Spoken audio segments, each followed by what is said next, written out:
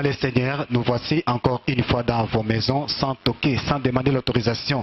Mais comme j'ai toujours l'habitude de vous le dire, c'est sur base du mandat de l'ordre suprême. Christ, le créateur de toutes choses, nous a dit, allez dans le monde entier, prêchez la bonne nouvelle, faites de toutes nations des disciples. C'est ainsi que nous venons chez vous à la maison, bien-aimés, pour que nous puissions partager ensemble la parole de Dieu. Au travers de cette parole, nous aurons la solution à tous nos problèmes. Bien-aimés, nous, c'est le centre missionnaire, la Nouvelle Jérusalem. Nous vous aimons, nous voulons partager la parole avec vous, nous voulons vous aider. Nous voulons vous aider à vous étendre, à vous épanouir, à comprendre ce que c'est le christianisme, à vous aider à aimer plus notre Seigneur Jésus-Christ. Comme nous avons dit la fois passée, le thème de notre message, c'est comment obtenir la délivrance. La fois passée, nous avons commencé à aborder ensemble avec vous. Nous vous avons montré que le premier pas vers la délivrance, c'est le fait d'accepter Jésus-Christ dans sa vie comme en tant que Seigneur et Sauveur. Quand tu acceptes Jésus, ça c'est le premier pas. Ça t'ouvre la porte pour maintenant commencer le processus de la délivrance. Et nous avions dit encore que le deuxième pas, c'est le fait de quitter. Comme Abraham, nous avons lu dans le livre de Genèse chapitre 12, Abraham, Dieu lui a dit, quitte. Bien-aimé, j'aimerais t'éclaircir. Si la sémence ne quitte pas le corps d'un homme pour aller vers le corps d'une femme, on ne peut jamais donner la vie à un enfant. Et si cet enfant demeure dans le corps de sa mère sans quitter, sa présence va commencer à nuire à la vie de sa mère. Il sera obligé de quitter. Et on donne naissance à l'enfant. L'enfant vient dans la famille. Et quand l'enfant grandit, une fois il devient adulte, majeur, il ne veut pas quitter ses parents, ça devient encore ennuyant. Il faut qu'il quitte les parents, qu'il aille se débrouiller. En allant dans la société, il peut commencer à travailler, mais vous verrez toujours, on lui dira que tu as atteint l'âge, tu es déjà vieux, va à la retraite, va te reposer. À la société aussi, à l'entreprise, on lui dit, va te reposer. Même dans la famille, il arrivera un moment donné, même le corps physique deviendra fatigué. On l'amènera peut-être dans les hommes de vieillard. Là aussi, les gens des sociales pourront peut-être se fatiguer aussi de sa présence tellement qu'il a vieilli, il ne sait pas tout faire, on fait tout pour lui. On commence à dire que l'Éternel prenne même son âme, qu'il aille se reposer. Ce n'est qu'à la mort, là on peut dire repose-toi. Mais même si tu meurs, ce n'est pas le vrai repos. Ce n'est pas le vrai repos, je t'assure mon bien-aimé. Parce que le vrai repos se trouve seulement dans le Seigneur. Ceux qui meurent dans le Seigneur, ce sont ceux-là qui trouvent le vrai repos. Et si tu meurs en dehors du Seigneur, là tu entres encore dans le monde des tourments. Même si sur la croix on écrit repose-toi en paix, je t'assure, on te ment. Tu ne vas pas te reposer. Parce que sans Christ, tu n'auras jamais le repos. Mais si tu acceptes Jésus-Christ dans ta vie comme Seigneur et Sauveur, lui-même s'appelle Jéhovah Shalom, l'Éternel Dieu qui accorde la paix. Il te donnera la paix du cœur. La première paix que tu vas recevoir, c'est la paix du cœur. Et il va assurer ton environnement. Il va te protéger. Il commencera à t'orienter. C'est la présence même du Saint-Esprit dans ta vie. La raison d'être du Saint-Esprit dans ta vie. Parce qu'il est l'esprit de sagesse. Il est l'esprit d'intelligence. Il est l'esprit qui console. Il est l'esprit qui nous communique la joie. Quand tu habites en toi, bien-aimé, il va te communiquer la joie. Il arrive que nous voyons aussi d'autres personnes, aussi longtemps qu'il n'a pas quitté, il est toujours ennuyé. Il arrive des fois que tu vois un homme, il habite la parcelle parentale. C'est là où il demeure. Il se marie. Il est toujours avec sa femme dans la parcelle parentale. Ses frères, ses soeurs sont là. Il y a toujours des querelles, des disputes. Il n'a pas la paix. Mais le jour où il quittera cette parcelle, c'est à ce moment-là qu'il commencera à voir l'épanouissement dans sa vie. Il y a pas mal de gens. Il est ici dans le pays. Par exemple, nous qui sommes en RDC. Aussi longtemps que tu es ici, tu souffres. Mais les jours que tu quittes la RDC pour aller ailleurs, te débrouiller ailleurs, là tu te sens épanoui. Il y a pas mal de gens qui souffraient ici en RDC. Une fois ailleurs, ils se sentent épanouis. Ils commencent à retourner ici en RDC pour s'acheter des parcelles, à investir. Mais ils s'est épanouis. Non pas ici en RDC, mais ailleurs. Il y a des délivrances qui nécessitent le quitter. Mais il ne faut pas quitter pour quitter. Il faut avoir la révélation avant de quitter. Qu'est-ce que Dieu te dit? Parce qu'il y a ceux-là qui ont reçu la vie en allant en dehors de notre pays. Il y a aussi de ceux-là qui réussissent la vie tout en étant ici. Il y a ceux qui réussissent en dehors du pays et il y a d'autres qui réussissent ici. Maintenant, quand Dieu veut te voir ici en RDC, il veut te voir ici pour que tu réussisses. Mais toi, tu veux quitter, tu veux partir. Tu ne réussiras pas. C'est la raison pour laquelle je dis que quand ça concerne la délivrance, il faut avoir la révélation, la clé, le code de ta délivrance. Qui peut te les donner? Qui peut donner la clé? C'est le Saint-Esprit qui peut te souffler ce que tu peux dire et pour obtenir ta délivrance. C'est la raison pour laquelle je vous ai dit, il y a des délivrances qui nécessitent le quitter. Il y a des délivrances qui nécessitent la séparation. Bien aimé, il y a pas mal de gens qui souffrent parce que là où tu es, il y a pas mal de querelles, de disputes dans la famille, dans l'entreprise. Mais une fois que tu te sépares de ces gens-là, tu vois quand même l'épanouissement. Il y a le changement dans tout ce que tu fais. Tu réalises que notre Dieu est bon. Alors pour quitter, pour te séparer, il faut que tu aies aussi la révélation. Il y a des délivrances qui nécessitent la destruction des biens que tu as. Par exemple, les biens encantés. Aussi longtemps que tu les gardes, il y a pas mal de gens qui ont reçu des histoires. Je ne sais pas moi, dans des loges, ils ont reçu des histoires chez les féticheurs et tu continues à les garder. Quelque chose qu'on t'a remis comme cadeau. C'est une chose incantée qui garde des puissances maléfiques.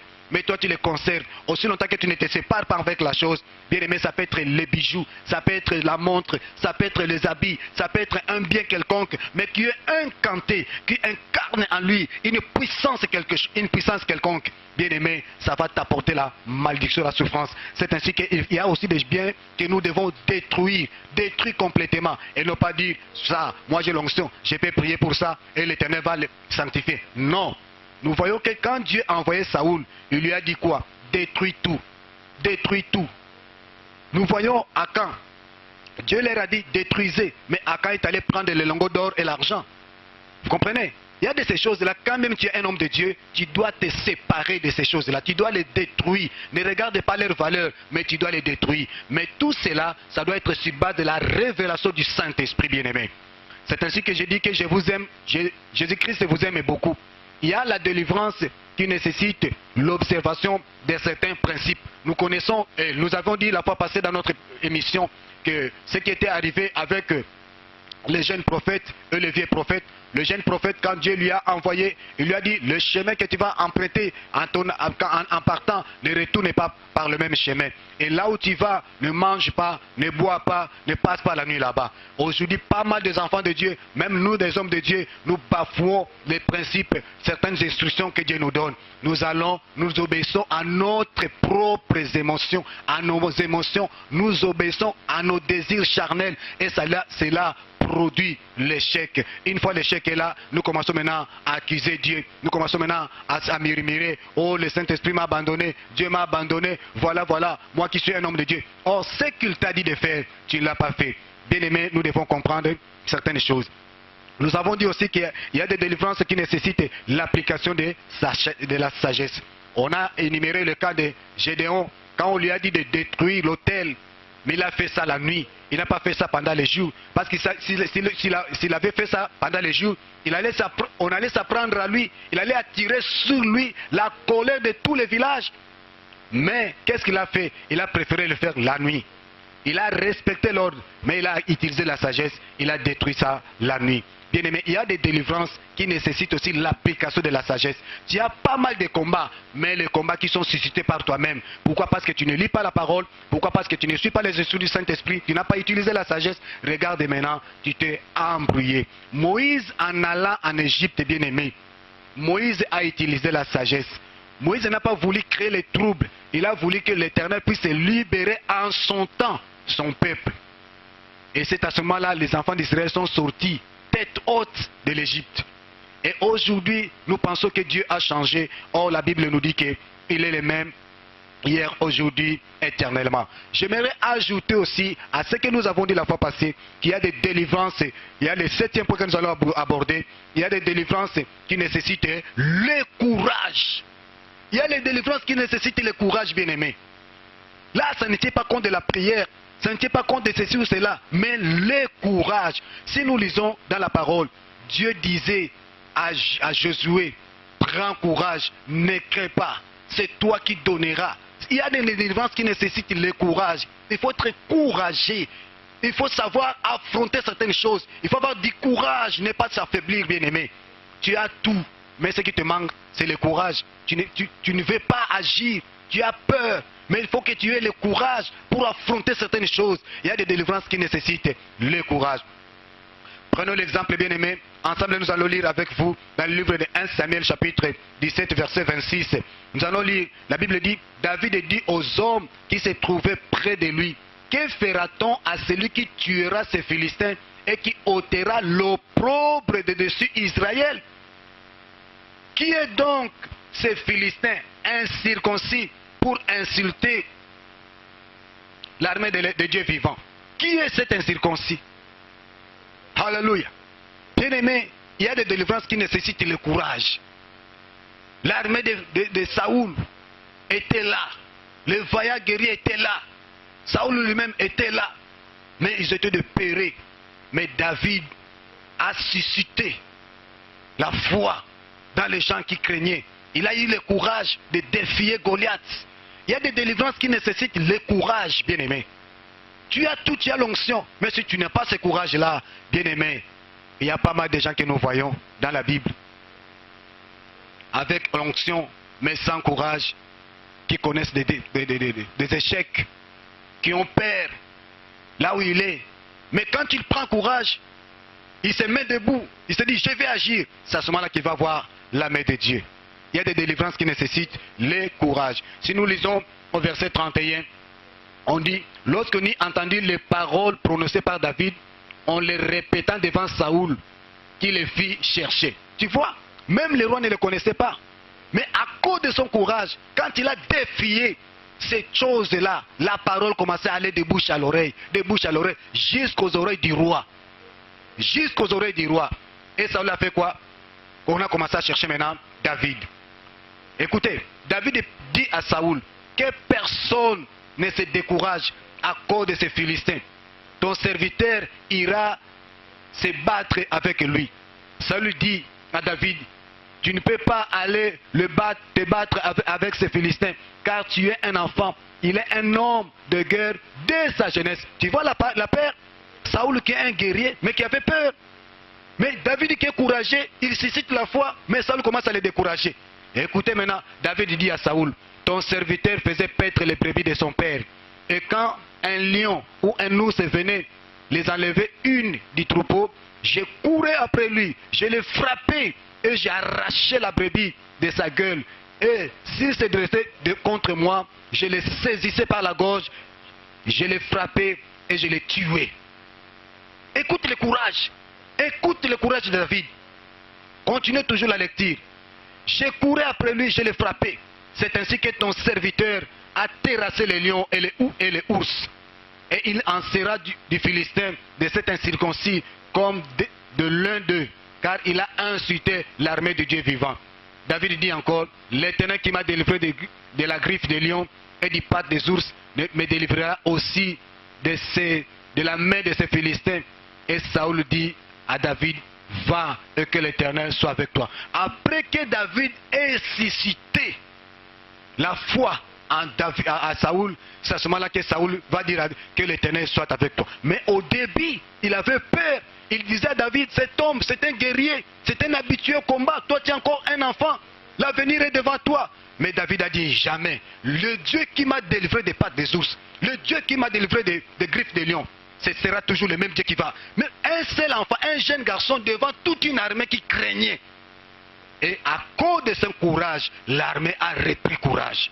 Et Israël a remporté la victoire. Il y a des délivrances, bien aimés, qui nécessitent le courage. Tu peux bien prier, mais si tu n'es pas entré en action, si tu n'as pas agi, tu ne verras rien. Tu ne verras rien. Il y a de ceux-là qui se bornent seulement à prier, prier, prier, prier, prier. Mais il y a aussi l'action. Alors pour l'action, il faut que tu collabores avec le Saint-Esprit. Car le Saint-Esprit, bien aimé, j'insiste, il est le seul capable de nous donner le code secret. Quand nous prions, nous cherchons à connaître la volonté de Dieu. Quand le Saint-Esprit nous révèle la volonté de Dieu, nous devons agir. c'est ainsi que je vous ai dit qu'il y a des délivrances qui nécessitent l'équité.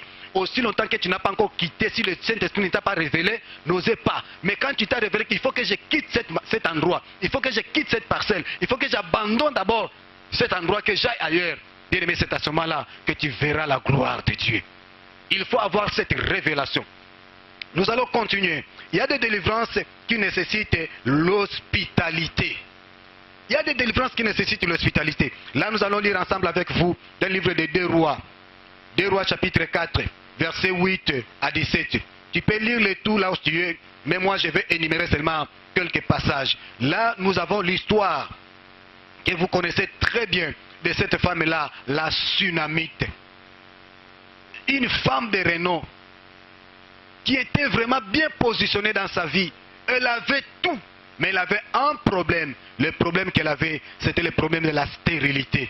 Elle ne mettait pas au monde. Elle a consulté des médecins. Elle a pris des médicaments. Elle a fait ce qu'une femme pourrait faire, une femme qui cherche l'enfant, mais elle n'a rien trouvé. Mais ce que j'ai remarqué dans cette femme-là, elle aimait beaucoup son Dieu. Elle servait son Dieu. Elle était soumise à son Dieu. Elle était obéissante à son Dieu.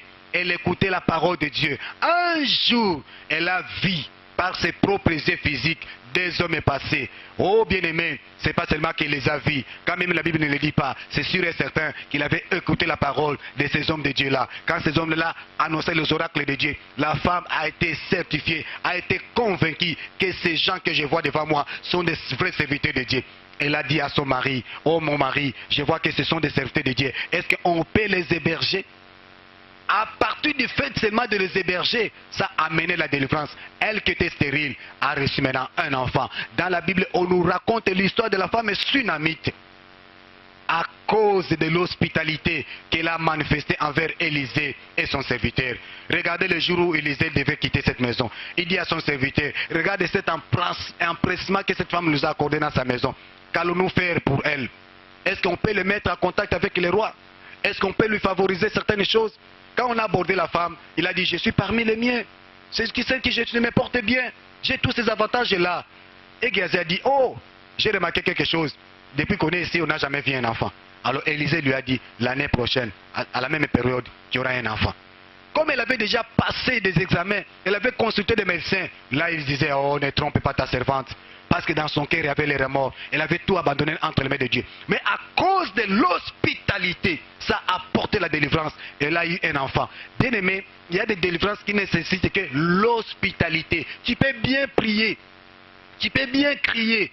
Mais aussi longtemps que le code secret de ta délivrance, c'est exercer l'hospitalité. Aussi longtemps que tu n'as pas cette révélation, bien aimé, tu ne verras rien. On peut te dire s'aimer, on peut te dire sceller, on peut te dire fais ceci, fais cela. Mais aussi longtemps que tu n'es pas encore arrivé à décoder ton code secret, tu ne verras pas. Mieux vaut prier et recevoir les instructions du Saint-Esprit, qu'il te montre ce que tu dois faire. C'est à ce moment-là, bien aimé, tu vas saisir la main de Dieu et tu verras que Dieu est bon. Tu verras que Dieu est amour. Il y a des délivrances qui nécessitent la prière. Bien-aimés, nous allons lire ensemble avec vous dans le livre de 2 Chroniques, chapitre 20. 2 Chroniques, chapitre 20, verset 3 jusqu'à 17. La Bible dit, dans sa frayeur, Josaphat se disposa à chercher l'Éternel. Il publia un jeûne pour tout Israël. Il disposa à chercher l'Éternel. Il publia le jeûne pour tout Israël. Il y a des délivrances qui nécessitent la prière. Quand Josaphat a prié, bien aimé, nous allons voir au verset 14, on dit, alors l'Esprit de l'Éternel saisit au milieu de l'assemblée Jécaziel, fils de Zacharie, fils de Benaja, fils de Jéhil, fils de Matania, lévite d'entre les fils d'Azaph.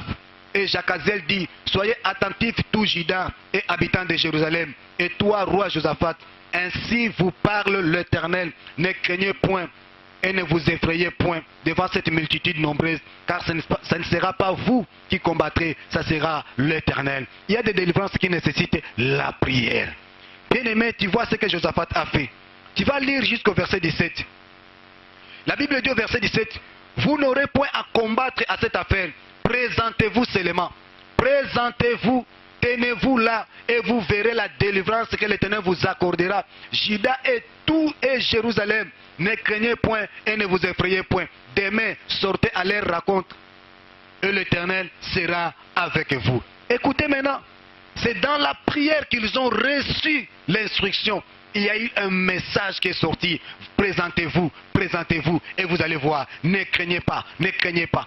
Il y a des délivrances qui nécessitent la prière. Bien aimés, nous devons tout comprendre que toutes les délivrances ne se ressemblent pas. Ça se différencie. Si telle personne a obtenu la délivrance dans le sémé, peut-être l'autre obtiendra sa délivrance dans la prière. Peut-être l'autre obtiendra sa délivrance dans le fait de quitter. L'autre obtiendra sa délivrance dans le fait de se séparer. Dans la séparation, je vais marteler là-dessus. Il y a pas mal de gens qui ont quitté les parcelles familiales parce qu'ils s'est marié, comme on a toujours l'habitude de le dire. L'homme quittera son père, sa mère et s'attachera à sa femme. Il y a de ceux-là qui ont quitté la parcelle, mais qui ne se sont pas séparés. Tu verras un homme, quand tu le regardes, un costaud, un homme qui paraît être un homme responsable. Il est vraiment dignitaire, il est vraiment un cadre dans une entreprise, il est un homme d'affaires, mais qui ne sait pas prendre des décisions. Avant de prendre une décision dans son foyer, il doit aller consulter ses parents, il doit aller consulter sa soeur. Même si elle a causé avec sa femme, il doit aller d'abord demander l'avis de ses frères. C'est là que cet homme-là ne s'est pas encore séparé de sa sœur. Cette femme est là. Tout ce que le mari lui dit, avant de dire oui, il doit aller consulter ses amis, aller consulter sa mère. C'est là que cette femme-là n'a pas quitté. Tu peux ne s'était pas séparé. C'est là que tu peux quitter. Si tu ne t'étais pas séparé, oh bien-aimé, tu t'amèneras encore des nuisances. Quand tu quittes, il faut se séparer. Alors je vous ai dit, il y a des délivrances qui nécessitent aussi la prière. Comme Josaphat a prié avec tout Israël, l'Éternel leur a parlé par une prophétie. Il leur a dit, présentez-vous seulement, présentez-vous. Vous n'allez pas combattre, vous allez voir ce que l'Éternel va faire. Mais posez-vous la question. Le plan de Dieu, c'était que les enfants d'Israël se présentent seulement. Le plan de Dieu était que les enfants d'Israël ne combattaient pas. Alors si les enfants d'Israël s'étaient mis à combattre, ils allaient récolter l'échec. Parce que Dieu voulait qu'il se présente afin que lui-même puisse faire des exploits. C'est ainsi que tu dois avoir la révélation de ta délivrance. Il y a la délivrance qui nécessite le travail manuel. Le travail intellectuel, pardon. Il y a la délivrance qui nécessite le travail intellectuel ou manuel. C'est là que si tu n'as pas étudié, il y a pas mal de gens, on les a embauchés par-ci par-là. Ils ont des postes convenables et ils gagnent facilement leur vie. Pourquoi? Parce qu'ils étaient au banc de l'école, parce qu'ils ont étudié. Il est diplômé, il est gradué, il est licencié, il est docteur, il est ingénieur. Il connaît, il a la capacité intellectuelle, il a le bagage intellectuel. Il mérite ces postes-là. Tu peux être un enfant de Dieu, mais tu n'as même pas un diplôme d'État. Tu peux être un enfant de Dieu, tu n'as pas étudié. Et devant une entreprise, tu ne sauras pas gérer parce que tu ne connais pas la gestion. Il y a des délivrances qui nécessitent le travail intellectuel ou le travail manuel. C'est que tu peux avoir le bagage intellectuel. Mais par exemple, si tu n'as pas le bagage intellectuel, il faut que tu sois aussi courageux dans le travail manuel. Tu peux faire le commerce, tu peux faire le champ, tu peux exercer un métier. Bien-aimé, si tu ne fais pas ça, tu n'auras rien, alors rien. Il y a des délivrances qui nécessitent le travail. C'est ainsi que la Bible nous dit, le précieux trésor d'un homme, c'est l'activité. Le précieux trésor d'un homme, c'est l'activité.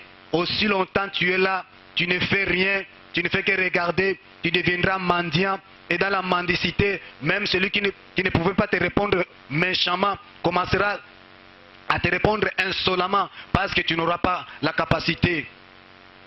La Bible dit dans le livre des Proverbes, chapitre 24, verset 27, « Soigne tes affaires au dehors, mets ton champ en état, puis tu bâtiras ta maison. » Soigne tes affaires au dehors, mets ton champ en état, puis tu bâtiras ta maison. Il y a des délivrances qui nécessitent le travail manuel et le travail intellectuel. Bien aimés, nous allons continuer toujours dans le livre des Proverbes. Il y a un passage là que nous allons partager ensemble avec vous et nous allons comprendre. La Bible dit dans le livre des Proverbes chapitre 14 verset 23, tout travail procure l'abondance, mais les paroles en l'air ne mènent qu'à la disette. Tout travail, c'est que même le travail manuel peut te procurer l'abondance, peut faire que tu te retrouves dans la société. Il y a de ceux-là qui n'ont pas la capacité de saisir intellectuellement les choses. Mais on peut les apprendre certaines choses manuelles et ils saisissent cela facilement, ils comprennent cela facilement. Il peut faire son champ, il peut faire son atelier de menuiserie, il peut faire. Frère, il peut exercer même le commerce. Bien-aimé, voilà, je ne minimise pas ça. Mais je vous dis que Dieu peut te bénir par ces activités-là manuelles.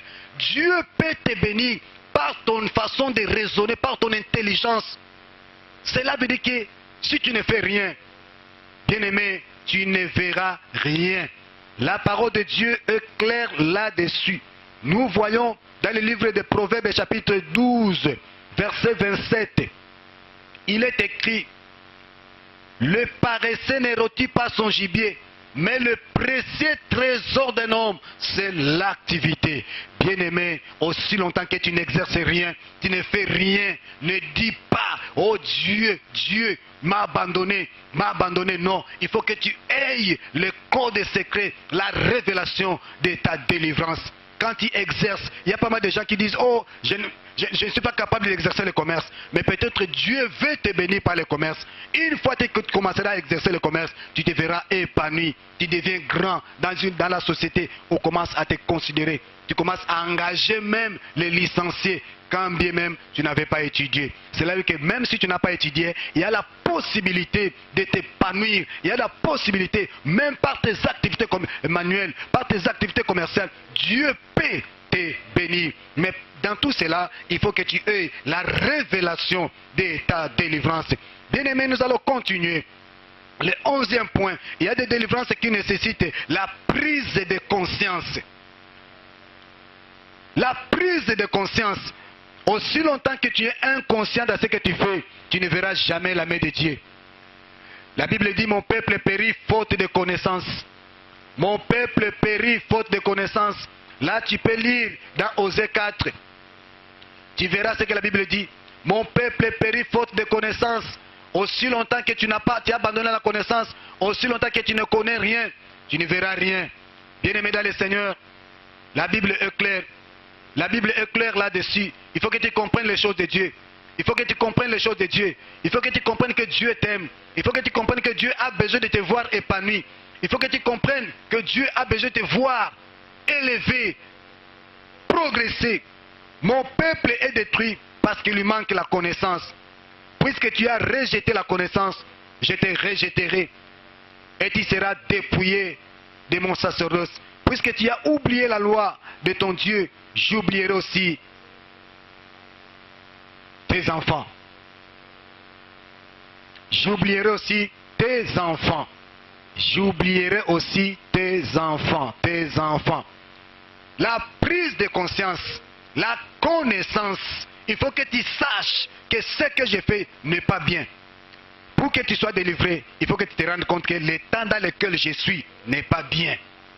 Peut-être tu te diras comment une personne qui est possédée peut être conscient parce qu'il n'arrive pas à contrôler. Bien aimé, qu'on ne te trompe pas. Je vais te donner même l'exemple des fous de Gadara.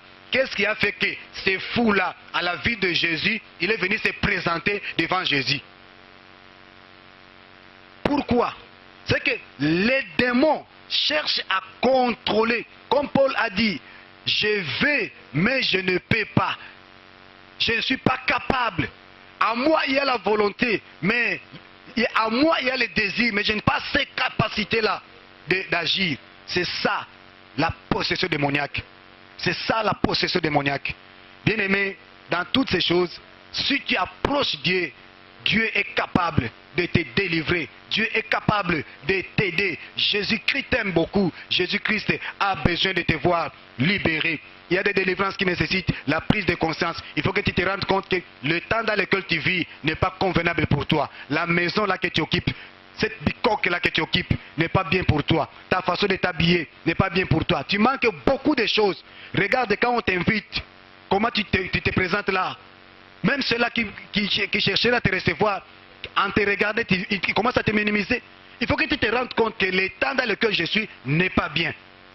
La prise de conscience la prise de conscience qui nécessite la repentance.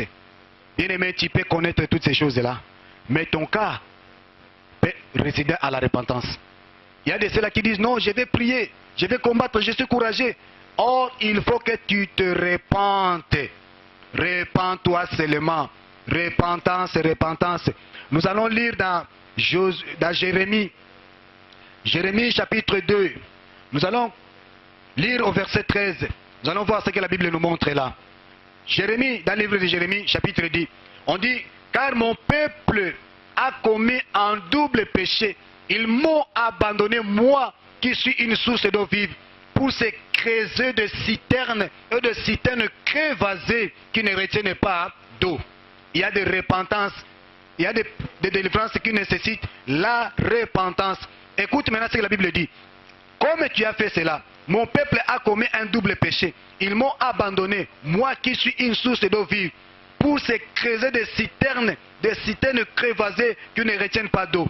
À cause de cela, la Bible dit, ta méchanceté te châtiera, ton infidélité te punira. Tu sauras et tu verras que c'est une chose mauvaise et amère d'abandonner l'Éternel ton Dieu et de n'avoir de moi aucune crainte, dit l'Éternel des armées. À cause de cela, on dit que ta méchanceté te châtiera. La Bible dit, quand tu te laverais, je suis au verset 22, quand tu te laverais avec de nitre, quand tu employeras beaucoup de potasse, ton iniquité resterait marquée devant moi, dit l'Éternel des armées. C'est là que tout ce que tu peux faire ne réussira pas. Ne réussira pas. Il faut que tu te repentes. Il y a des délivrances, tu ne sais pas t'épanouir parce que tu caches trop de choses. Il faut que tu te repentes, que tu répares avec Dieu, que tu répares aussi avec ton prochain. Mais toi, tu es orgueilleux, tu ne veux pas le faire. Bien-aimé, aussi longtemps que ton cas nécessite la délivrance, même si la repentance, pardon, puisque ton cas nécessite la repentance, mais toi tu abandonnes ça, tu pars s'aimer, tu appelles les hommes de Dieu chez toi, tu leur donnes beaucoup d'argent, tu commences à les flatter, tu commences à amener les intercédés chez toi, qui les prient. Aussi longtemps que tu ne t'es pas repenti, ton cas n'aura pas la solution. Bien aimé, qu'on ne te trompe pas, et eux quand même l'humilité de comprendre la parole de Dieu. Les gens aiment beaucoup qu'on les mente. Alors je ne sais pas ce que nous commencerons à faire. Les gens aiment les mensonges à la place de la vérité. Ce n'est pas étonnant parce que nous avons vu notre Seigneur a dit, la lumière étant venue dans le monde, les gens ont préféré les ténèbres. De la même façon, les gens actuellement commencent à accepter, à préférer le ténèbre au lieu de la lumière. La Bible dit au chapitre 3 du livre de Jérémie, verset 13, reconnais seulement ton iniquité. Reconnais que tu as été infidèle à l'Éternel ton Dieu, que tu as dirigé ça et là tes pas vers des dieux étrangers, sous tout arbre vert, et que tu n'as pas écouté ma voix, dit l'Éternel. Reconnais, quand ça nécessite la repentance, et toi tu te donnes la peine d'aller s'aimer, d'aller sceller, d'inviter les hommes de Dieu qu'ils prient chez toi. Or ton cas nécessite la repentance, tu ne verras pas la main de Dieu. Ces hommes de Dieu là viendront, ils vont avoir les dîmes, je ne sais pas moi, des actions de grâce. Tu vas s'aimer les voitures, les maisons, mais ton cas persistera. Tu penseras peut-être que Dieu t'a abandonné. Oh, Dieu ne t'a pas abandonné. Tu n'as pas compris la parole. C'est alors que nous avons dit, mon peuple périt faute de connaissance. Parce que tu ne veux pas qu'on te dise la vérité. Tu aimes seulement que les gens te disent des choses agréables, qui plaisent à tes oreilles. Tu ne veux pas que c'est des choses qui peuvent nettoyer ta conscience et ton esprit. C'est là où réside maintenant ton problème, mon bien-aimé. C'est là où réside. Mais accepte cette parole et tu verras la gloire de Dieu. Tu béniras l'Éternel, tu diras que l'Éternel est bon, tu diras que l'Éternel m'aime, tu verras que son amour est si immense envers toi et que c'est le problème résidé dans ton cas. Bien aimé, pour terminer aujourd'hui, je vais nous dire qu'il y a des délivrances qui nécessitent la foi. Il y a des délivrances qui nécessitent la foi. Ton cas, ça nécessite la foi. Il y a de ces gens-là, tu peux prier, tu peux crier, lui-même n'a pas foi. Ne crois même pas ce que tu lui dis. Bien aimé, il y a pas mal de gens qui sont venus auprès de Jésus. Christ leur a dit, ta foi t'a sauvé. Maintenant, toi, tu veux qu'on te dise quoi? Toi, tu veux qu'on te dise quoi? Écoutez ce que Shadrach, Meshach et Abednego ont fait. Ils ont dit au roi, sache, ô roi, là-dessus, nous n'allons pas obéir à tes ordres. notre Dieu est capable de nous délivrer de ta main. Mais à la fin, c'était comment? Les choses ont tourné autrement. Quand les gens ont vu la gloire de Dieu de Shadrach, Meshach et Abednego, même le roi a changé d'avis. Il y a des délivrances qui nécessitent la foi. Tu échoues parce que tu ne veux pas exercer ta foi. Tu veux seulement que les gens t'appuient par leur foi. Ose la foi. La foi. La foi. La foi. La foi. C'est un risque, mais non pas un danger. La foi, c'est un risque, mais non pas un danger. Ose et tu verras. Et tu verras ce que Dieu pourra faire. Parce que toi, tu ne veux pas risquer avec Dieu. Tu es toujours stationnel. Et c'est la raison pour laquelle, regarde comment tu es dépouillé. Regarde comment on te ment. On t'amène des fausses prophéties, des fausses révélations. Regarde comment tu donnes beaucoup, mais peu de solutions. Est-ce que ce Dieu-là, qui est plein d'amour, peut accepter que tu sois dépouillé de la sorte? Bien-aimé, reconnais. Il y a des cas qui nécessitent la repentance. Sois humble. Il y a des cas qui nécessitent la foi. Toi-même que tu crois. La Bible dit, sans la foi, je suis dans Hébreux 11:6. Sans la foi, il est impossible d'être agréable à Dieu. Car il faut que celui qui s'approche de Dieu croie que Dieu existe. Bien-aimés, pour aujourd'hui, on s'arrête là. Je sais qu'à la prochaine, nous allons continuer dans notre séance, dans notre thème, comment obtenir la délivrance. Laisse que le Dieu que nous servons jour et nuit puisse vous bénir. Notre numéro, si vous voulez nous joindre, c'est affiché au bas de l'écran. Et vous allez nous appeler et nous ne manquerons jamais à vous soutenir. Nous sommes prêts à intercéder pour vous parce que nous sommes des missionnaires. Dieu nous a envoyés pour soutenir partout. C'est la raison pour laquelle nous passons même ces émissions pour venir à votre secours, pour venir vous soutenir, afin que vous ne soyez plus errants comme vous le faisiez avant, pour que vous compreniez que Dieu est bon et il n'est pas loin, il est à côté de toi, mais sauf que l'ignorance était dans ta tête, tu ne comprenais pas les choses de Dieu. Laisse que le Dieu que je sers jour et nuit puisse vous combler de sa grâce et qu'il vous bénisse abondamment au nom de Christ Jésus. Amen.